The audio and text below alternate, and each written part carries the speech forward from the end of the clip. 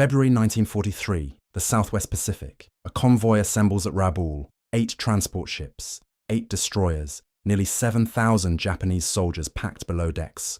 On the docks, crates of ammunition, medical supplies, artillery pieces. The men wear tropical uniforms. They carry rifles wrapped in oilcloth against the salt spray. Tokyo's generals believe this convoy will reach Leh undetected. 3 days across the Bismarck Sea, then reinforcement of New Guinea. The calculations seem sound. But 300 miles south, at Port Moresby, reconnaissance photographs already cover planning tables. Allied intelligence knows the convoy's route, its composition, its destination. American factories have spent 18 months perfecting a new method of destroying ships. The Japanese do not know that every ship in this convoy has already been marked for destruction. This is the story of 15 minutes that changed naval warfare forever. Rabaul, February 1943. General Hitoshi Imamura's headquarters occupied a commandeered plantation house. Maps covered every wall. Red pins marked Allied positions across New Guinea. Blue pins showed Japanese strongpoints. The gaps between them grew wider each week. On Imamura's desk lay a stack of reports. Each told the same story. Guadalcanal had fallen. The Solomon Islands campaign had consumed entire divisions. Now, New Guinea represented Japan's last defensive perimeter in the South Pacific. The 51st Division needed reinforcement. Leh required supplies. Imamura's staff had assembled what they called Operation 81. 8 transports would carry 6,900 troops from Rabaul to Leh. 8 destroyers would provide escort. The convoy would sail close to the New Britain coast, then strike across the Bismarck Sea under cover of weather. Allied air bases at Port Moresby lay 300 miles away. Japanese intelligence estimated minimal risk. The transports had names: Kyokusei Maru, Teiyo Maru, Nojima, Aiyo Maru, Shinai Maru, Kembu Maru, Oigawa Maru, Taimei Maru. Combined tonnage, 45,000 tons. The destroyers bore proud names from nature: Shirayuki, Tokitsukaze, Yukikaze, Asagumo, Arashio, Asashio, Shikinami, Uranami. Veterans of Midway and the Solomons. Ships that had survived battles that destroyed others. Below decks, soldiers wrote final letters home. They checked equipment for the 100th time. Veterans told new conscripts what to expect. The crossing would take 3 days. Then jungle warfare, heat, disease, Allied firepower. But first, the sea voyage. That part seemed safest. Ships moved at night. Weather provided cover. American bombers rarely found convoys. What Imamura did not know changed everything. Allied codebreakers had read every message about Operation 81. Australian coast watchers tracked every ship that left Rabaul. American reconnaissance flights photographed the convoy before it cleared the harbour. At Port Moresby, General George Kenney's 5th Air Force had spent 6 months preparing for exactly this moment. The Japanese believed secrecy protected them. But every movement was already being tracked. Port Moresby, February 1943. The 5th Air Force headquarters occupied a former civilian airport. Dust covered everything. Heat made metal too hot to touch. In the operations room, General Kenney and Air Commodore William Bostock studied reconnaissance photographs. The images showed 8 transports, 8 destroyers steaming toward Leh. Kenney had been waiting for this. For 18 months, his squadrons had experimented with a new attack method: skip bombing. The concept came from British anti-shipping strikes. Fly low, very low. Release bombs at masthead height. Let the bomb skip across water like a stone.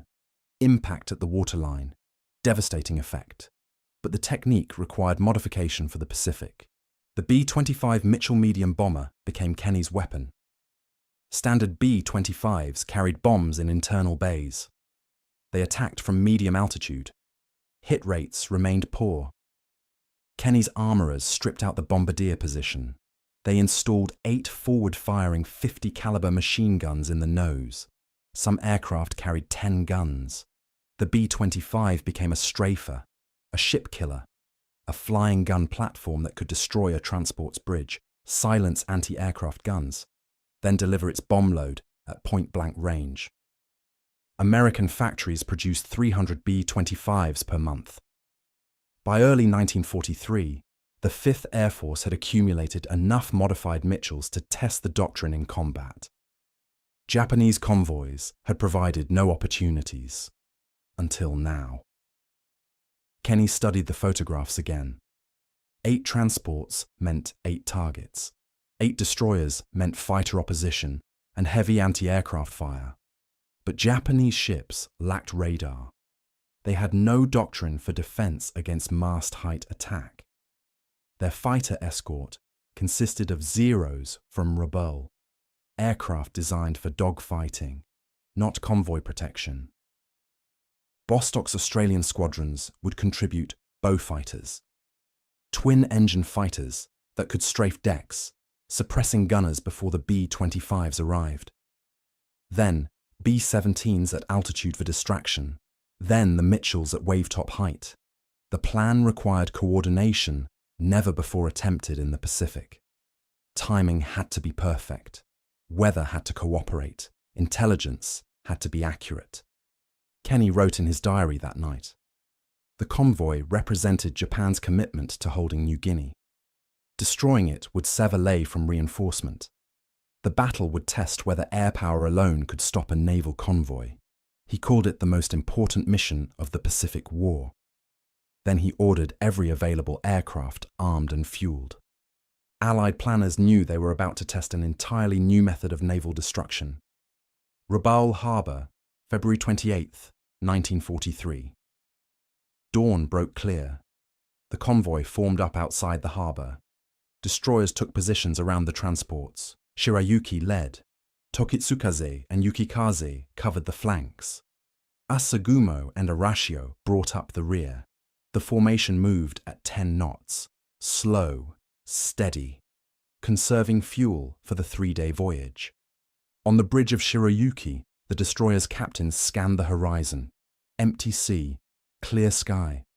Weather reports predicted deterioration within 24 hours. Cloud cover would arrive over the Bismarck Sea by March 1st. Perfect conditions. The convoy would cross the most dangerous waters under weather that grounded Allied bombers, or so intelligence promised. Below decks on Kyokusei Maru, soldiers settled into cramped quarters. 6,900 men packed into 8 ships meant conditions worse than any barracks. The air smelled of sweat, oil, and rice. Veterans slept. New conscripts stayed awake, nervous. Officers reviewed maps of Lae. The plan called for immediate deployment upon arrival, defensive positions north of the airfield, patrols into the jungle, reinforcement of units already there. What none of them knew reached them an hour after departure. An Australian coast watcher on New Britain saw the convoy leave. He radioed Port Moresby. Reconnaissance aircraft scrambled. By noon, American B-24 Liberators had photographed the entire formation. By sunset, every Allied airbase in New Guinea knew the convoy's position, course, and speed. Japanese military doctrine assumed secrecy until contact. Weather would provide concealment. Distance would provide safety. Lae lay only 300 miles away. 2 more days, 60 hours, then safe harbour, unloading, deployment. The mathematics seemed sound. 8 destroyers carried enough anti-aircraft ammunition to drive off high-altitude bombers. 0 fighters from Rabaul would provide cover during daylight hours. Night crossings eliminated risk entirely. But the mathematics had changed. Allied intelligence had broken Japanese naval codes months earlier. Every radio transmission from Rabaul reached Port Moresby almost instantly. Coast watchers tracked every ship movement. Reconnaissance flights updated positions every few hours. And most critically, American factories had produced enough modified B-25s to attempt something never before tried: destruction of an entire convoy by air power alone. The convoy cleared Rabaul's protective coverage by evening. Destroyers increased to 12 knots. Officers believed speed and weather would carry them safely to Leh. Before the convoy cleared Rabaul's harbour, Allied bombers were already being armed. Bismarck Sea, March 2nd, 1943. Weather deteriorated as predicted. Cloud cover at 3,000 feet. Visibility poor. Rain squalls crossed the convoy's path. Perfect conditions for concealment, or so it seemed. At 10:15 hours, the sound of engines reached the convoy. High altitude, heavy bombers, B-17 flying fortresses, 8 aircraft. They emerged from clouds at 7,000 feet. The destroyers opened fire immediately. Anti-aircraft shells burst around the bombers. Black puffs filled the sky. The B-17s maintained altitude. Bomb bay doors opened. Bombs fell. Long seconds of waiting. Impacts around the convoy. Near misses threw up massive columns of water. One bomb struck Kyokusei Maru's stern. Not critical, but damage. Casualties among troops packed on deck. The transport maintained formation but reduced speed slightly. Japanese radio operators sent reports to Rabaul. First contact with Allied bombers. 1 transport damaged. Continuing toward Leh. Weather providing cover. The assessment seemed accurate. High-altitude bombing remained notoriously inaccurate. The convoy had survived dozens of such attacks before. 8 destroyers put up enough anti-aircraft fire to discourage sustained assault. The B-17s circled once, then disappeared into clouds. What the Japanese did not realize changed everything. Those B-17 carried reconnaissance equipment. Their real mission was not bombing, but tracking. Every photograph taken went directly to Port Moresby. Kenny's staff now had exact positions, exact course, exact speed. The timing window opened. March 3rd. Dawn. The main strike. On Shirayuki's bridge, officers calculated arrival time at Leh. 24 hours, 1 more day, 1 more night, then safety. Soldiers below decks heard the anti-aircraft guns. They felt the bomb impact. Rumours spread. Wounded men. Fire control parties working. But the ship still moved. Still maintained formation. Veterans reassured conscripts. High-altitude bombing rarely hit. The convoy would reach Leh. That night, Japanese intelligence received disturbing reports. Allied air activity at Port Moresby had increased dramatically. Dozens of aircraft being fueled and armed. But weather over the Bismarck Sea remained poor. Clouds, rain, limited visibility. Surely the convoy would reach Leh before weather cleared. The mathematics still seemed sound. 8 destroyers, 6,900 troops, 45,000 tons of shipping. 1 more day. At Port Moresby, ground crews worked through darkness. Bombs loaded, guns checked, fuel tanks topped off. Kenny's operations staff finalized attack plans. Bow fighters first, then B-25s at mast height.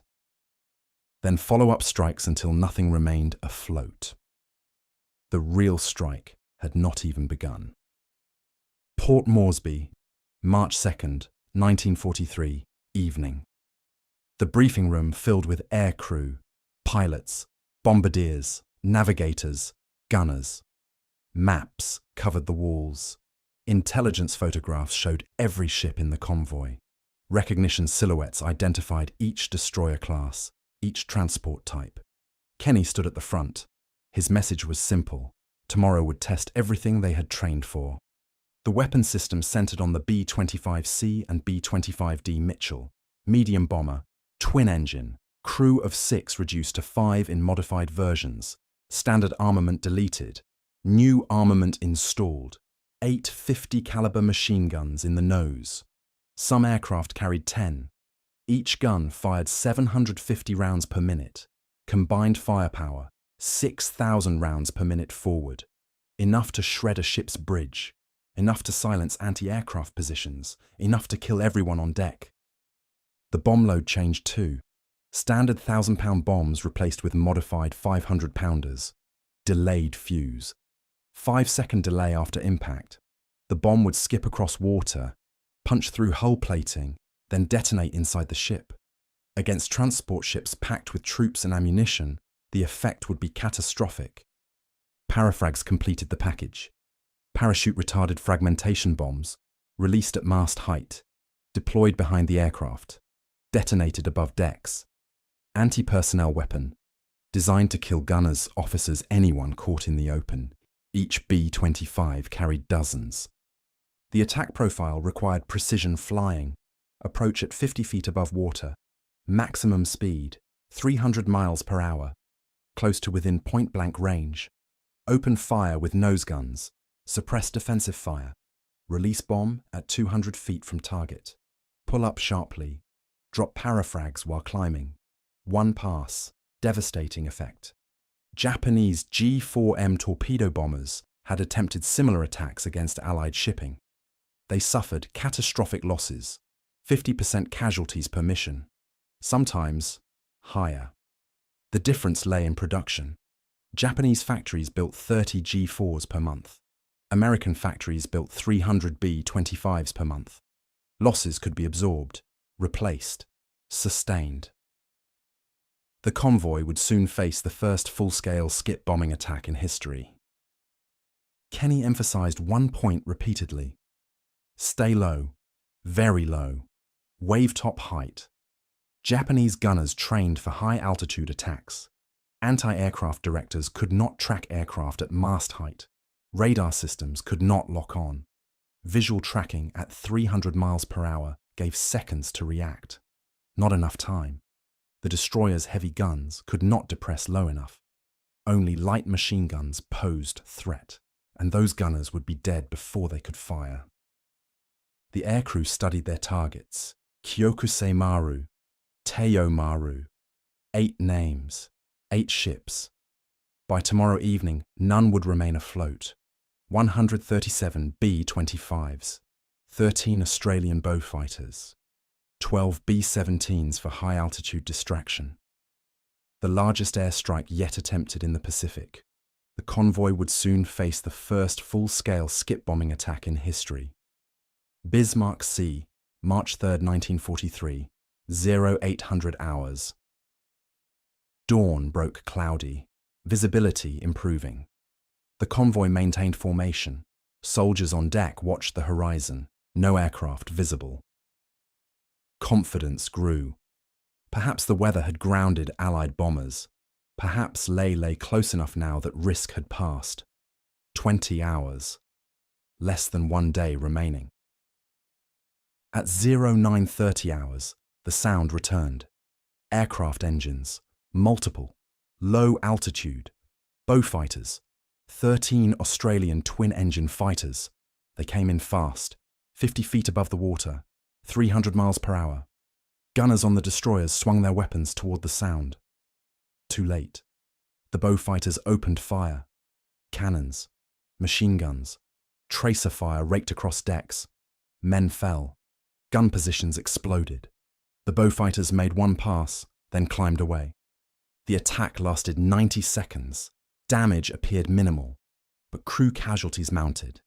Gunners killed, officers wounded, fire control disrupted. Radio operators sent reports to Rabaul. Low-level attack by fighters, continuing toward Leh. But the reports contained worry now. Something had changed. Attackers came from unexpected angles, at unexpected altitudes. Then the real strike arrived. At 1000 hours, dozens of aircraft, B-25 Mitchells, flying in waves, mast height. The destroyers opened fire, anti-aircraft shells exploded. But the B-25s came too low, too fast. Gun directors could not track them. Heavy weapons could not depress far enough. Light machine guns fired desperately. Tracer fire crossed the water. The first B-25s opened fire at 1,000 yards. Nose guns, 850 caliber machine guns per aircraft. The bridge of Shirayuki disappeared in a storm of bullets. Glass shattered, metal sparked, men died. Before survivors could react, the bombs came, released at 200 feet, skipping across water. 4 bombs, 5 bombs, 6 bombs, all converging on Kyokusei Maru. The first bomb hit at the waterline amidships. It punched through hull plating. 5-second delay. Then detonation inside the troop compartment. The explosion killed hundreds instantly. Kyokusei Maru shuddered. Listed. Men poured onto deck. The ship was dying. More B-25s attacked. Shinai Maru took 3 hits in 90 seconds. Fires broke out. Ammunition detonated. The transport began to sink.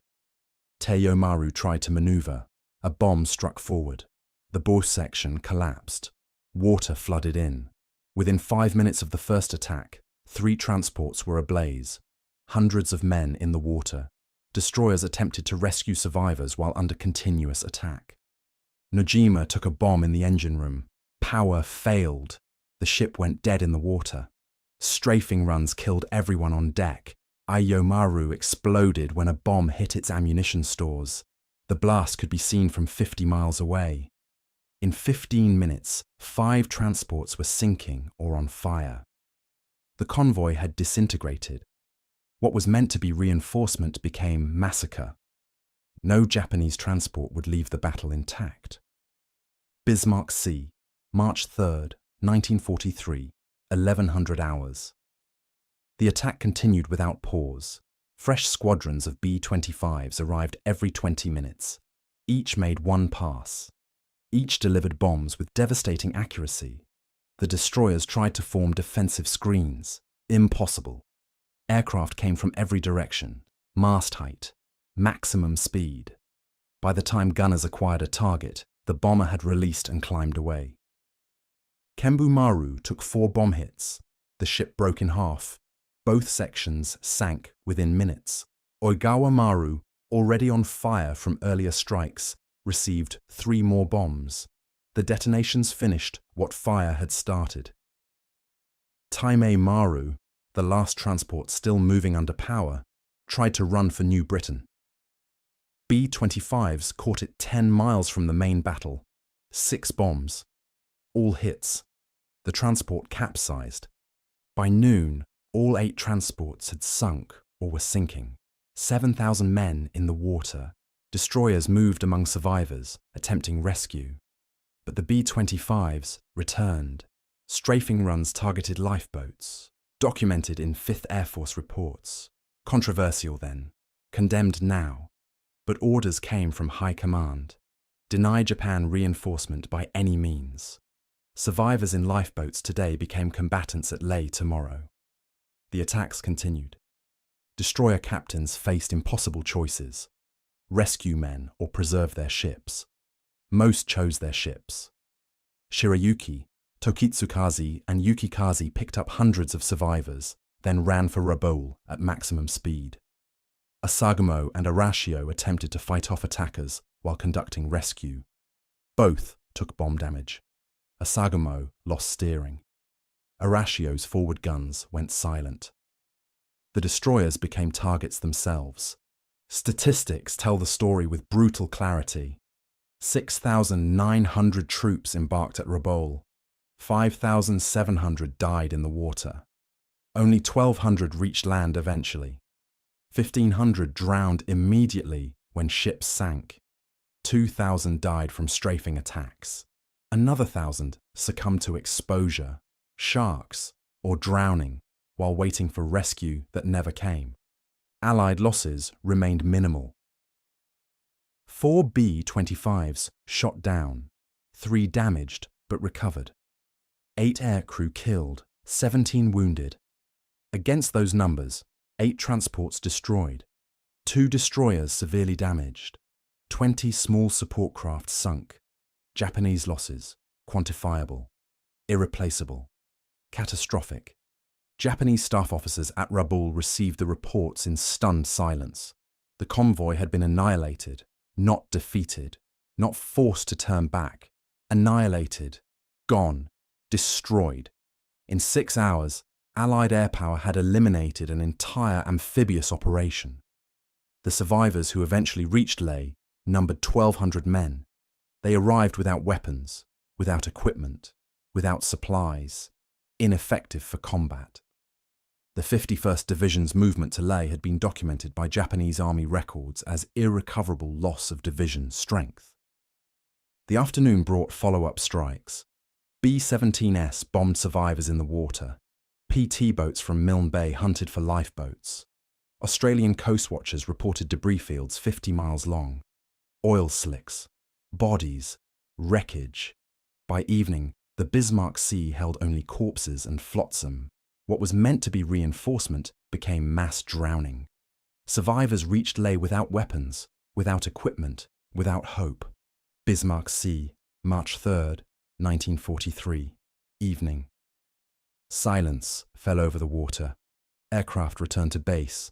Destroyers disappeared toward Rabaul. Only debris remained. Life jackets, crates, hull sections, bodies, thousands of bodies. The scale defied comprehension. In 6 hours, Allied air power had done what surface ships or submarines would require days to accomplish. 1,200 survivors eventually reached shore. Some swam to New Britain. Some drifted on wreckage. A few were rescued by submarines Japan dispatched too late. Most died. Japanese commanders at Rabaul attempted to assemble another rescue force. Allied reconnaissance spotted the ships before they left harbour. The mission was cancelled. Too dangerous. The Bismarck Sea had become a killing ground. Survivors who reached land told consistent stories. Ships exploded, men burned, water filled with drowning soldiers. Aircraft returned again and again. No escape, no shelter, only death. Officers who reached Rabaul described the attacks as beyond anything experienced before. The speed, the accuracy, the relentless nature. One officer wrote in his diary, "The destruction came from nowhere and everywhere. We could not fight what we could not track." The human cost extended beyond numbers. Entire units ceased to exist. The 51st Division lost 2/3 of its strength. Support units vanished completely. Medical staff, engineers, communications personnel. Replacements that Japan's shrinking manpower pool could not provide. Each soldier represented training, equipment, transport. Each loss compounded Japan's strategic deterioration. From surviving letters and diaries, documented patterns emerged. Young conscripts writing final words before boarding. Veterans checking equipment one last time. Officers confident of safe passage. Normal military routines. Then terror. Ships exploding. Water everywhere. Men screaming. Aircraft diving. Bullets hitting water. No time to think. Only react. And death. One documented account came from a Japanese medical officer who survived. His transport took a bomb amidships. The explosion killed everyone in the forward hold. Water flooded in. Men fought to reach ladders. Bodies blocked exits. The ship listed. He reached deck as the vessel capsized. In the water for 6 hours, watching ships sink, watching men drown, watching aircraft strafe survivors. He reached New Britain by clinging to a hatch cover. 40 pounds lighter, infected wounds, trauma that never healed. He wrote, "I survived, but the war ended for me that day in the water." Allied aircrew returned to Port Moresby describing almost unbelievable success. 90% of bombs hitting targets, transports exploding with single strikes, destroyers unable to maneuver. The after-action reports filled pages. Intelligence officers compiled film footage. Gun camera recordings showed bombs skipping across water, striking hulls, transports exploding. Proof of a new doctrine. Visual evidence of air power's evolution. Kenny's staff calculated the statistics. 137 bombs dropped, 47 direct hits, 34% hit rate. Impossible by conventional bombing standards. High-altitude attacks achieved 5% hit rates on good days. Skip bombing from mast height produced results 7 times better. The numbers proved the doctrine. Air power alone could destroy naval forces. No surface ships required. No submarines necessary. Just aircraft, factories, bombs, and crews trained in new tactics. The Bismarck Sea held only corpses and evidence of what happens when industrial capacity meets tactical innovation. Survivors attacked in lifeboats reached Ley without weapons, without equipment, without hope. Port Moresby, March 4, 1943. After-action reports covered Kenny's desk, stacked folders, intelligence assessments, gun camera film, reconnaissance photographs. Each document told the same story. Complete success, total destruction. The convoy no longer existed. Kenny read each report carefully. The statistics seemed impossible. Yet photographic evidence confirmed everything. 8 transports sunk, 2 destroyers damaged, nearly 6,000 Japanese troops killed. The hit rate numbers stood out. 137 bombs dropped, 47 direct hits, 34% accuracy. Kenny underlined those numbers. He had predicted 20%, maybe 25% on a perfect day, but 34% exceeded every expectation. For comparison, high-altitude attacks by B-17s against ships averaged 4 to 7% hit rates, often lower. The mast-height skip bombing doctrine had proven itself 7 times more effective than conventional methods. Tactical analysis revealed why. High-altitude bombing relied on bombardiers calculating intercepts, wind speed, altitude, target course, dozens of variables, errors compounded, bombs missed by hundreds of yards. But skip bombing eliminated most variables. Fly straight at the target, release at 200 feet. The bomb either hit or missed by yards, not hundreds of yards. Simple physics, devastating results. The nose-mounted guns proved equally critical. Japanese ships trained gunners for high-altitude threats. Gun directors tracked bombers at 7,000 feet. Predictive fire, barrage patterns, doctrine developed over years. But nothing prepared them for fighters attacking at mast height. 300 miles per hour, 8 machine guns per aircraft. 60 B-25s meant 480 machine guns total. Over 300,000 rounds fired. Every bridge raked, every gun position suppressed, every deck cleared. By the time bombs arrived, defenders were already dead or dying. Kenny wrote his analysis for Washington. The report emphasized production capacity. Every B-25 lost could be replaced within days. American factories produced 10 aircraft for every 1 Japanese factories built. Losses could be sustained indefinitely. Japan could not match that arithmetic. The Battle of the Bismarck Sea demonstrated a fundamental truth. Industrial democracy could absorb casualties, totalitarian states could not. Follow-up intelligence confirmed broader implications. Japanese staff at Rabaul had cancelled further convoy attempts. Too dangerous, too costly. Ley would receive no more reinforcements by sea. Submarines could deliver small quantities. Not enough. Never enough. New Guinea's defence had been broken by 1 battle. 6 hours of combat. 15 minutes of maximum violence against each target. Allied intelligence intercepted Japanese signals. Officers described the attack as annihilation at sea. One message read, "Air attack of unprecedented intensity destroyed convoy entirely." Another stated, "No defense possible against mast-height assault." Tokyo's response was silence.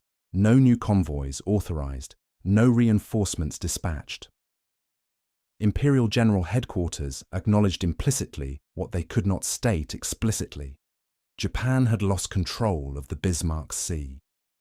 Air power alone had accomplished what surface ships and submarines had failed to achieve in 2 years of warfare.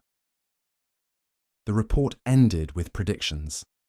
Skip bombing doctrine would be adopted universally. Training programs expanded. More B-25s modified, more squadrons formed. Every ship in every Japanese convoy would face the same threat. The Battle of the Bismarck Sea had not merely destroyed one convoy, it had obsoleted Japan's entire maritime reinforcement strategy. 1 day's combat, 6 hours of battle, results that would resonate for the rest of the war. Air power doctrine had been rewritten in 1 day. Rabaul, March 4, 1943. General Imamura read the casualty reports in silence. 6,900 troops had embarked, 1,200 survived. Effective combat strength lost, 83%. The numbers repeated in his mind. 83%, nearly complete annihilation. The 51st Division existed on paper. In reality, it was gone. 2 infantry regiments, artillery units, support companies, medical staff, all destroyed in 6 hours. The logistical catastrophe extended beyond personnel. Supplies intended for Leh rested at the bottom of the Bismarck Sea. Artillery pieces, ammunition, medical equipment, food, replacement weapons. 45,000 tons of shipping destroyed. Cargo capacity Japan's merchant marine could not replace. Every transport lost meant fewer supplies reaching every garrison. Rabaul, Leh, Wewak, Madang, the entire New Guinea defense network depended on maritime transport. That network had just suffered catastrophic damage. Staff officers compiled additional losses, 8 transport ships, crew complements totaling 1,200 merchant sailors, experienced captains, trained engineers, navigation officers. Japan's pool of qualified merchant marine personnel shrank with every sinking. Replacements required months of training. Ships could be built faster than crews could be trained. The maritime workforce gap would compound as the war continued. Destroyer damage added to the toll. Asagamo required 6 weeks of repairs. Arashio needed 3 weeks. Both ships removed from active service during critical operations. Japanese destroyer strength had been marginal before the battle. Now it decreased further. Every destroyer assigned to convoy escort meant 1 fewer destroyer for fleet operations. The Imperial Navy faced impossible mathematics. Protect convoys and weaken the fleet, or abandon convoys and starve the garrisons. Japanese army records preserved the assessment. One document stated, "The destruction of the 51st Division movement to Leh represents irrecoverable loss of division strength and termination of reinforcement operations via Bismarck Sea route." Another noted, "Air supremacy Allied forces Bismarck Sea area absolute. Future reinforcement operations not feasible without prohibitive casualties." A third concluded, "Leh garrison unsustainable long-term given inability to resupply by sea." Strategic implications emerged within days. Leh could not be held indefinitely without reinforcement. Its fall would expose Salamaua. That would open the Huon Peninsula. Allied forces would advance to Madang, then Wewak, then the entire northern coast of New Guinea. The defensive perimeter would collapse sequentially. All because one convoy failed to reach its destination. Tokyo's response revealed the depth of the crisis. No new convoys authorized for New Guinea. Submarines ordered to deliver only critical supplies. Orders issued for forces already at Leh to hold present positions with available resources. Military language for abandonment. The garrison would fight. It would die. No relief would come. The Bismarck Sea had become an impassable barrier. One documented Japanese naval officer wrote privately, "Today we learned that air power has made our traditional methods obsolete. We cannot move troops by sea in daylight. We cannot protect convoys against mast-height attack. We cannot replace losses. The mathematics of this war have turned against us permanently." The letter never reached its destination. Intercepted by Allied intelligence. Filed. Forgotten. But the assessment proved accurate. Production figures confirmed the imbalance. In March 1943, American factories produced 300 B-25s. Japanese factories produced 32 transport ships total. For every transport Japan built, America produced 9 aircraft capable of sinking it. The arithmetic was simple, brutal, irreversible. Japan's perimeter would shrink because Japan could not move men across water without losing them to the air. One battle had destroyed Japan's ability to reinforce New Guinea by sea. Washington, D.C., March 1943. News of the victory reached the highest levels. Roosevelt received briefings. Marshall studied the reports. Arnold, commanding the Army Air Forces, recognized the implications immediately. Air power had achieved what naval advocates claimed only surface ships could accomplish: destruction of enemy fleet units without friendly surface vessels involved. The Battle of the Bismarck Sea became evidence in debates about post-war force structure. But the immediate impact mattered more. Allied planners revised their New Guinea strategy. Lae could be isolated, bypassed, left to wither. No need for costly frontal assaults. Air power would prevent reinforcement. Ground forces could advance past strong points, leaving garrisons to surrender when supplies ran out. The strategy would be repeated throughout the Pacific. Rebel, truck, bypassed, isolated, starved, all because Japan could no longer move men by sea. Strategic bombing advocates seized on the battle. If air power could destroy shipping, could it destroy industrial capacity? Could strategic bombing alone force surrender? The debates would continue throughout the war. But the Bismarck Sea provided quantifiable evidence. Aircraft, bombs, factories. Combined, they could achieve effects previously requiring fleets. Japanese strategic planning reflected the new reality. Documents captured later showed the impact. Every operation after March 1943 included detailed air defense plans, fighter escort requirements, anti-aircraft augmentation, night movement protocols, dispersal tactics. But none could overcome the fundamental problem. Japan lacked aircraft to provide adequate protection. Factories could not produce enough fighters. Training could not produce enough pilots. The defensive measures existed on paper. Reality offered only incremental improvement. Allied intelligence tracked Japanese adaptation attempts. Convoys began moving only at night. Ships dispersed rather than concentrating. Routes changed frequently. Submarine cargo runs increased. All measures reduced efficiency. Ships moving at night covered half the distance of daylight runs. Dispersed ships required more escorts. Changing routes meant longer voyages. Submarines carried a fraction of what transports held. Japan's logistics network degraded steadily, not from single catastrophic failure, from cumulative inefficiency forced by Allied air superiority. The production imbalance grew worse. By mid-1943, American factories produced 500 aircraft per day. All types: fighters, bombers, transports, reconnaissance.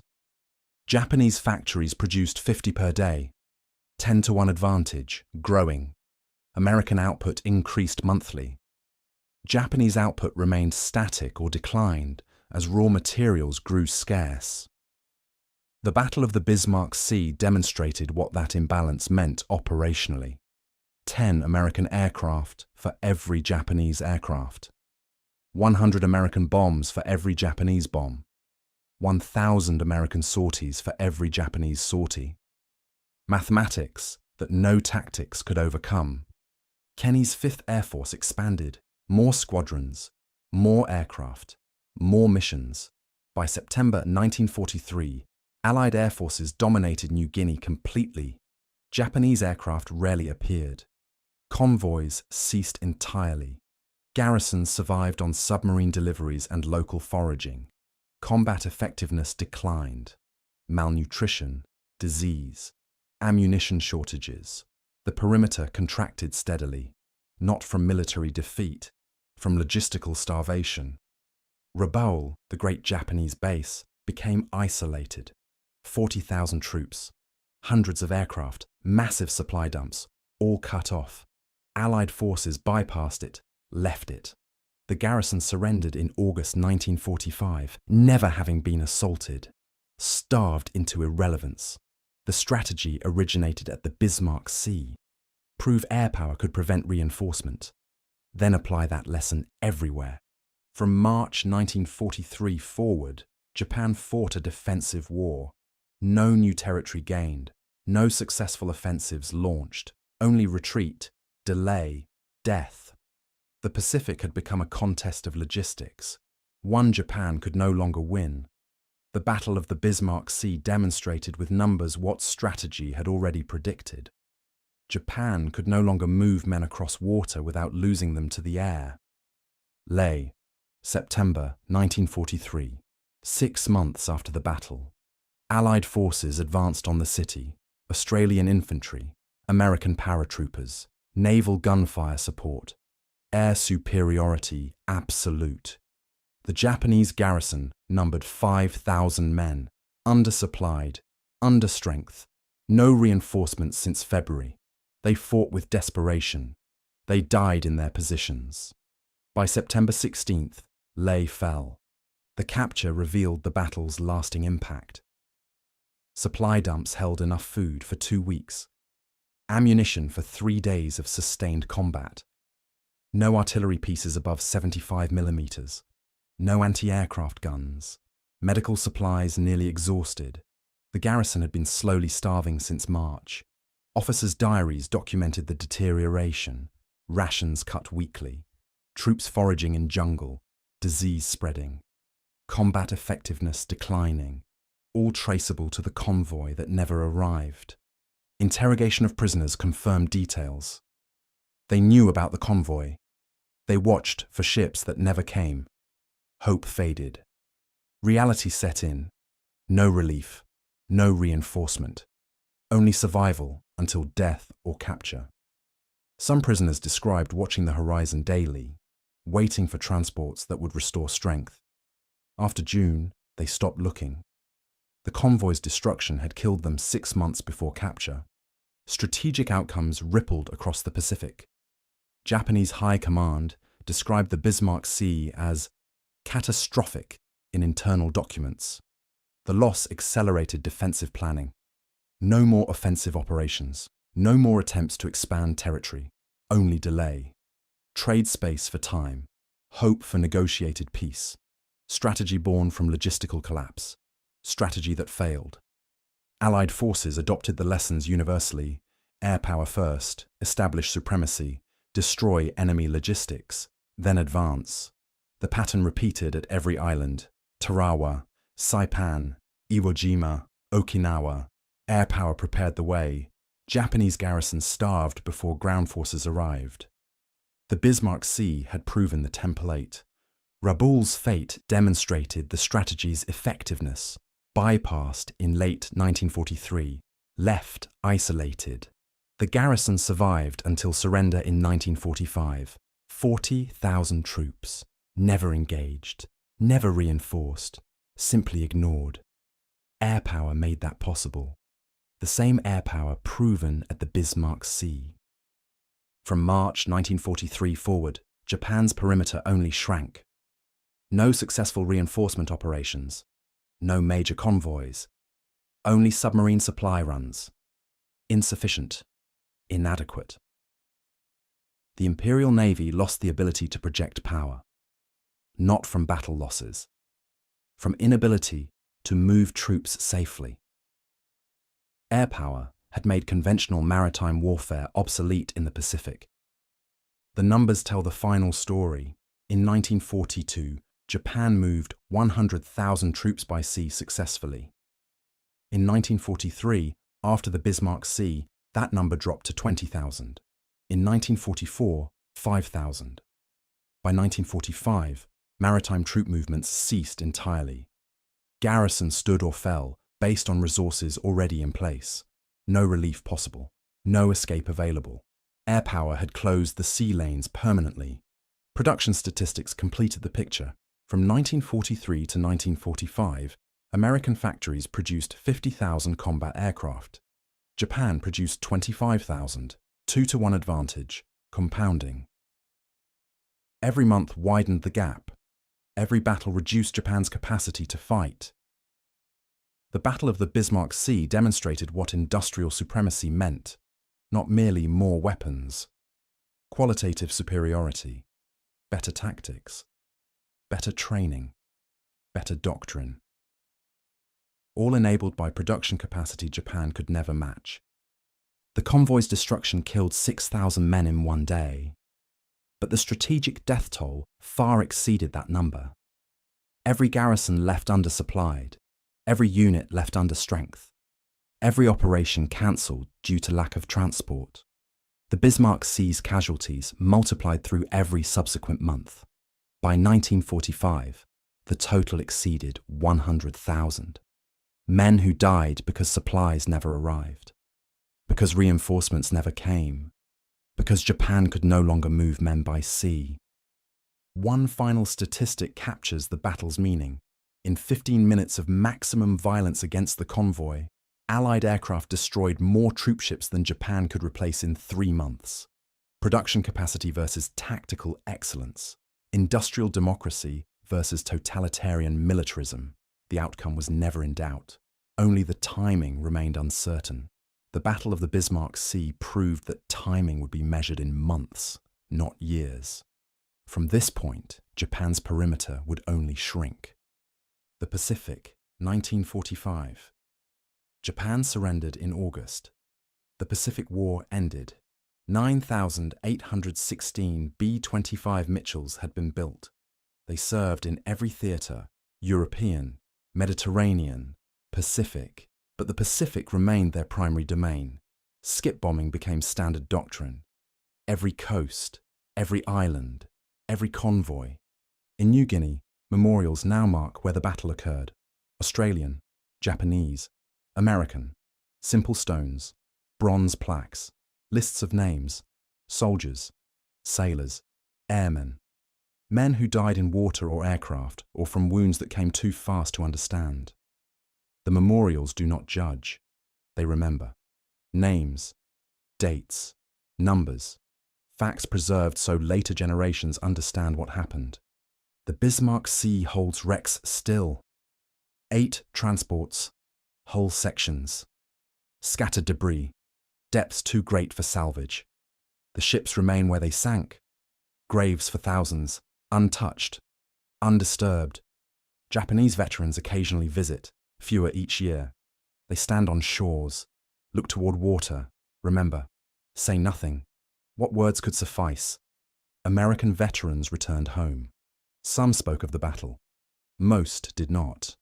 They described it as necessary. Terrible, but necessary. War permitted no sentiment. Convoys had to be stopped. Garrisons could not be allowed reinforcement. The mission required destruction. They accomplished it. Some struggled with that. Others accepted it. All remembered. Historical analysis continues. Scholars debate tactics, ethics, necessity. The strafing of survivors remains controversial. Violations of law, military necessity, the debate will never resolve. Combat creates moral complexities that peacetime analysis cannot judge. Men in aircraft faced different calculations than historians in libraries. Both perspectives matter. Neither provides complete truth. The technological legacy endures. Skip bombing influenced post-war naval doctrine, anti-aircraft systems designed to counter low-altitude attack, ship designs incorporating lessons from the battle, radar systems capable of tracking mast-height targets, all responses to threats proven at the Bismarck Sea. Technology evolves, tactics adapt, the cycle continues. But the human story remains central. 6,900 men boarded ships at Rabaul. They expected to reach Leh. They expected to fight in New Guinea. They did not expect to die in water. Young men, conscripts, veterans, officers, all equal in death. The Bismarck Sea took them. Their families received notifications, telegrams, brief statements, missing, presumed dead. No bodies recovered, no graves to visit. only names on lists, statistics in archives. One documented letter survives, written by a soldier before boarding, found floating after the battle, water damaged, barely legible. He wrote to his mother, simple words, love, duty, hope to return. The letter never reached her, intercepted by Allied forces, filed, forgotten, rediscovered decades later. Now in archives, anonymous, universal. It could have been written by any soldier, any nation, any war. The particulars change. The human cost remains constant. Production figures provided the final word. 9,816 B-25s built, 300 per month at peak production. Japanese factories never exceeded 50 aircraft monthly of comparable types. The ratio tells the story. 6-to-1 advantage. Growing. Unsustainable for Japan. Overwhelming for America. Industrial capacity determined outcomes more than tactical brilliance. More than warrior spirit. More than military tradition. The Battle of the Bismarck Sea demonstrated that principle with brutal clarity. 8 transports, 8 destroyers, 6,900 troops, all destroyed in 6 hours, by aircraft, by bombs, by industrial output Japan could not match. The mathematics were simple, the conclusion inevitable. Air power, backed by production capacity, could deny Japan the sea lanes. Without sea lanes, garrisons starved. Without reinforcement, defense collapsed. Without logistics, armies died. One final image remains, documented by reconnaissance photography, taken days after the battle. Debris field 50 miles long, oil slicks, wreckage, empty life jackets floating, silent water, empty sky. Nothing moved, nothing lived. Only evidence of what happened when industrial democracy met totalitarian militarism in combat. The photograph sits in archives now, faded, aging, but preserved. Because some things must be remembered. Some costs must be documented. Some truths must endure. The Battle of the Bismarck Sea demonstrated with numbers what strategy had already predicted.